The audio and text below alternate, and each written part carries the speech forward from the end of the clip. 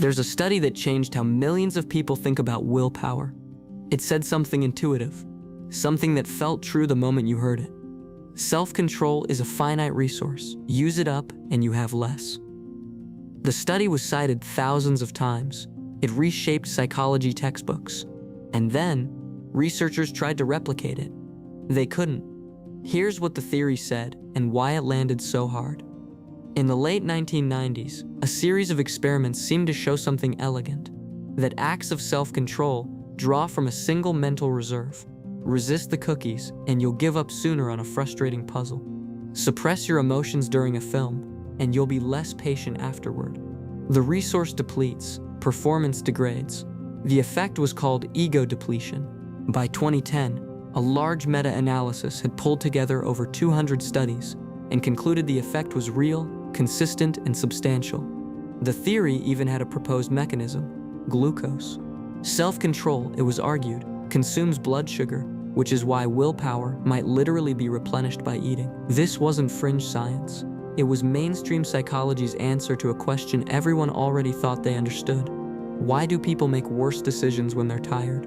Why does discipline seem harder at the end of the day? Ego depletion had an answer, and the answer felt right. That feeling of rightness is worth pausing on, because the history of psychology is littered with effects that felt right. Intuitive, coherent, consistent with lived experience, and still wrong, or at least far more conditional than anyone initially admitted.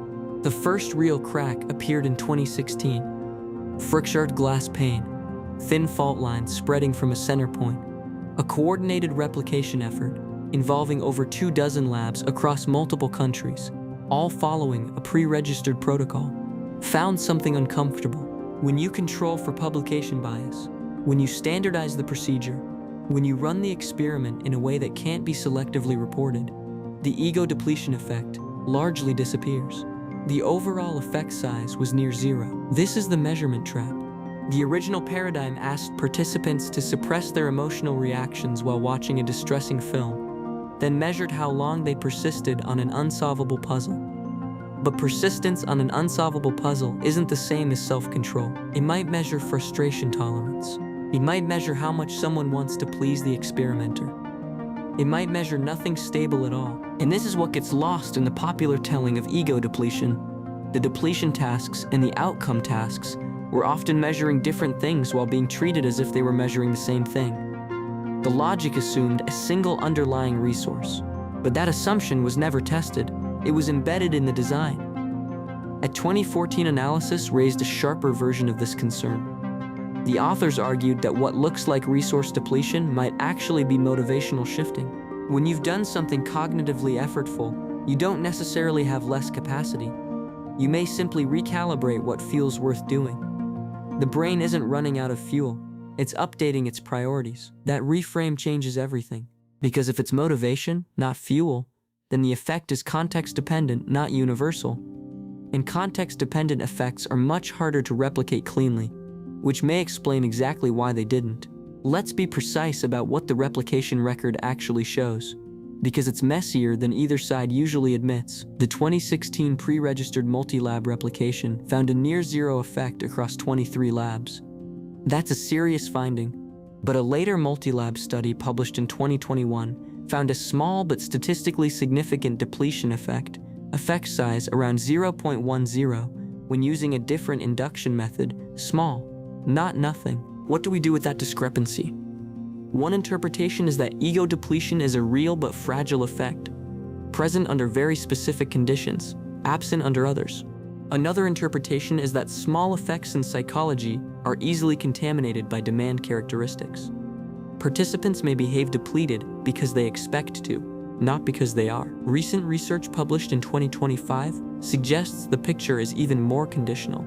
The depletion effect appears to interact with individual differences, specifically trait self-control and something called action orientation, a personality variable related to how readily someone can disengage from negative states.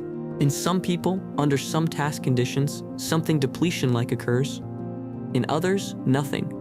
The universal resource model can't explain that pattern. The glucose hypothesis, perhaps the most vivid version of the theory, has fared even worse.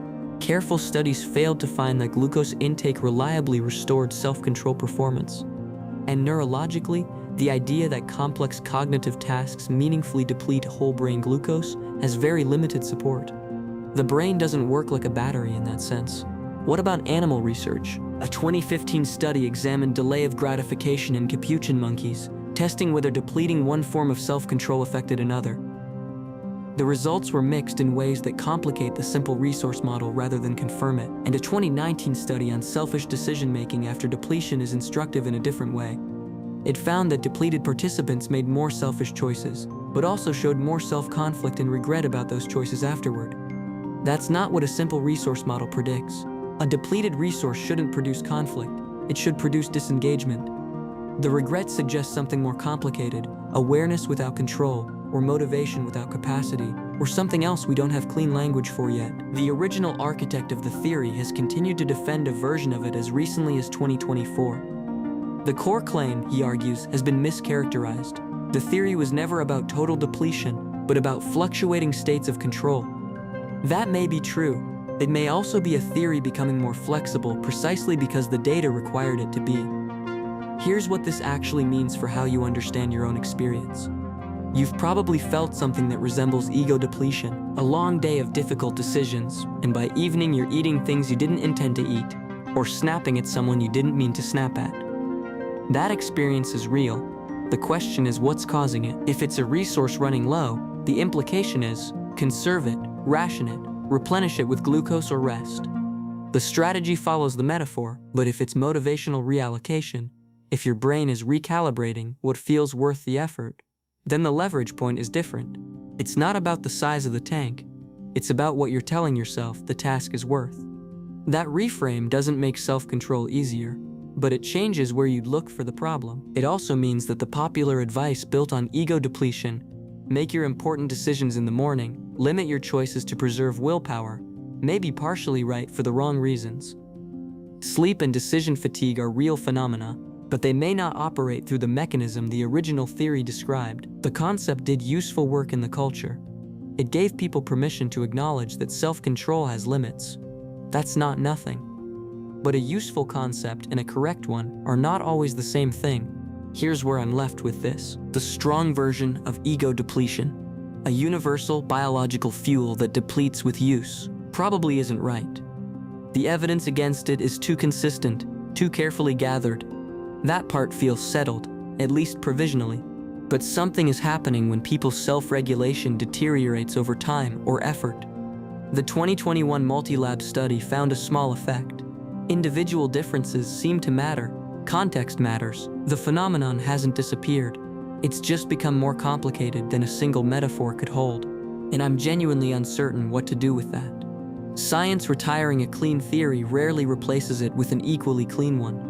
Sometimes it replaces it with a more honest mess. That's probably where ego depletion research lives right now, which leaves an open question. If the resource model is wrong, what's actually happening in those moments when your grip on yourself loosens? We don't fully know yet, and that might be the most honest thing to say about it. The research behind this video draws from current opinion in psychology, social psychological and personality science, psychological reports, perspectives on psychological science, a journal of the Association for Psychological Science, the Journal of Social Psychology, Psychological Bulletin, Trends in Cognitive Sciences, Frontiers in Psychology. Every claim traces to a published source. Full citations are in the description below. If the way this channel thinks about neuroscience resonates with you, subscribing helps this work reach people who'd appreciate it. New videos on the science of mind every week.